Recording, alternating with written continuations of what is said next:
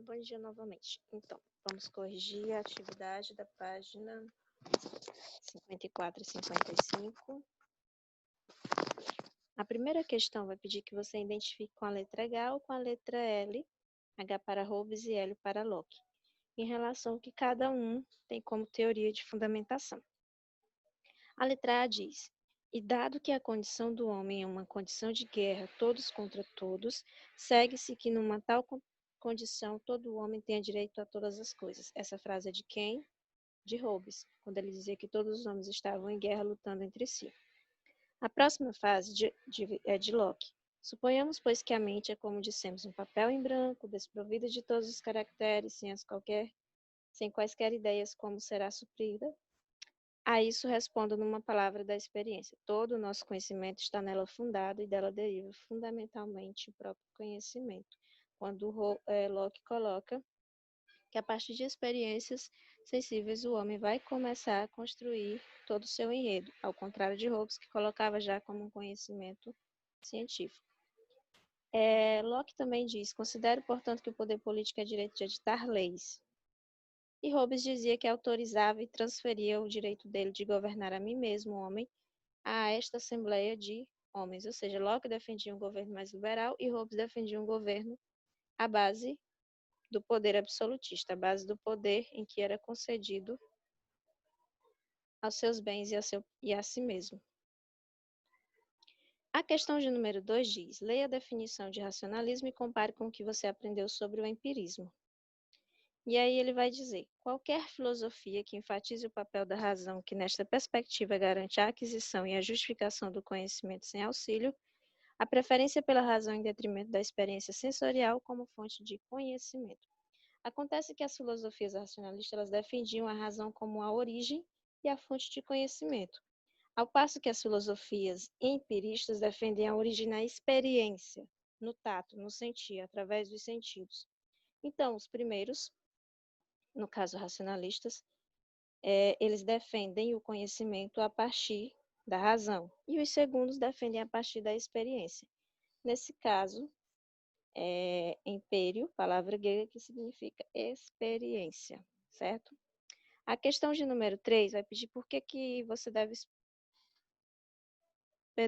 deve explicar a citação de Hobbes reproduzida a seguir. Hobbes diz que a origem de todas elas aparências é aquilo que denominamos sensação, pois não há concepção no espírito do homem que primeiro não tenha sido sentidos. O resto deriva daquela origem. A causa da sensação é o corpo exterior ou objeto que pressiona o órgão próprio de cada sentido. Nesta questão, Hobbes ele vai afirmar que a origem de tudo que aparece na nossa mente seria uma sensação, isto é, captado pelos órgãos dos sentidos. E ele vai além disso. Ele coloca que todo o resto da experiência vai derivar da experiência sensível.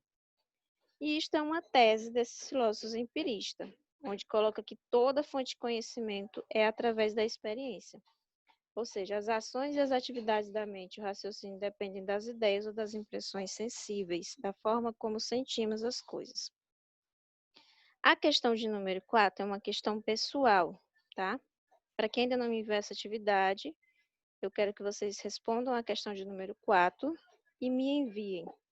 Vocês podem citar nessa pintura o que funciona em relação à música, quais são os sentidos que utilizamos ao ouvir ou tocar música, tá? Uma dica para vocês. A questão de número 5 é da filósofa Marilena Chauí, filósofa atual, tá? E ela vai escrever 2 importantes princípios lógicos. Princípio de identidade. A é A e isto é uma coisa e sempre necessariamente idêntica a si mesmo. E acabou. Princípio da não contradição.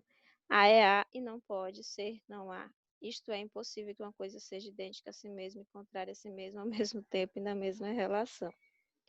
E aí ela vai pedir, identifique se as frases 1 e 2 contrariam o princípio da identidade e o da não contradição.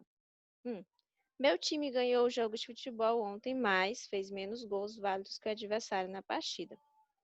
Bom, nessa frase o princípio é de não contradição. Ao mesmo tempo em que o time é bom, né? mas ele não fez todos os gols válidos na partida contra o adversário. Era o mesmo que eu dissesse assim: um time tem que fazer mais gols que o adversário. No entanto, ao mesmo tempo, ele afirma que o time ganhou, mas fez menos gols. Isso é, perdeu.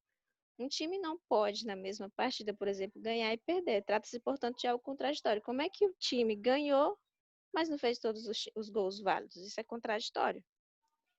2. Vi um quadro com 5 lados. Bom, essa frase fere os dois princípios. Afirma-se que um quadro tem 5 lados, e a própria definição indica que trata de uma figura de 4 lados. Uma figura com um quadro de 5 lados. Um quadro tem 4 lados. Então, uma figura não pode, ao mesmo tempo, ter 4 e 5 lados. Essa afirmação também fere o princípio da identidade, pois indica que uma figura de 4 lados tem 5 lados, ou seja, que ela não é igual a ela mesma. Então, a primeira fere o princípio da não contradição e a outra fere os dois princípios, tanto de identidade como da não contradição. Tá bom? Qualquer dúvida, gente, se vocês tiverem, podem estar perguntando no WhatsApp ou na plataforma. Então, vamos lá, tá fechando com a questão 6. Uma frase contraditória é necessariamente falsa, mas nem toda frase falsa é necessariamente contraditória. Sabendo disso, analise as frases a seguir e marque S para a frase falsa e sem contradição e C para a frase falsa com contradição. Então, vocês vão definir S para a frase falsa sem contradição, que não se contradiz, e para a frase falsa e que se contradiz a letra C. O filósofo Platão não existiu. Isso é uma frase falsa, sem contradição.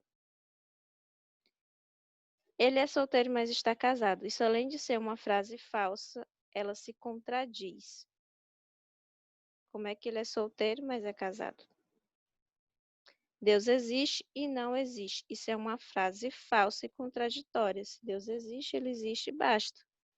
Todo gato tem 7 pernas. Isso, além de ser uma frase falsa, não dá nem para entrar em contradição. Bom, e essa página aqui também tem essas alternativas sobre essa pintura, que também é pessoal. Vocês vão descrever e enviar a atividade. Que sensações a pintura de John Bruegel provoca em você? Essa é a imagem, tá? Vou deixar um pouco aqui para vocês estarem observando melhor. Ó. É uma imagem também que tem a ver com conteúdo de arte. Se vocês analisarem bem, ó, tem perspectiva aqui, tem um corredor, tem quadros, tem linearidade, tem um pouco de bagunça, como que eu posso dizer assim, é um ateliê, as telas estão espalhadas. Alternativa 2, quais aspectos da pintura remetem aos sentidos da visão e do olfato? E 3, considerando as ideias de Locke e de Hobbes, relacione a pintura ao conhecimento humano. Nessa questão de fazer esse relacionamento de Hobbes e Locke, eu posso indicar para vocês que parte dos sentidos da observação e que vocês possam observar qual é a realidade que pode ser encontrada aí nessa pintura, tá? Bom, gente, esse é o conteúdo de revisão em relação ao conteúdo também abordado. E aquela aula anterior também é a revisão desse conteúdo, tá bom? Qualquer dúvida podem me procurar.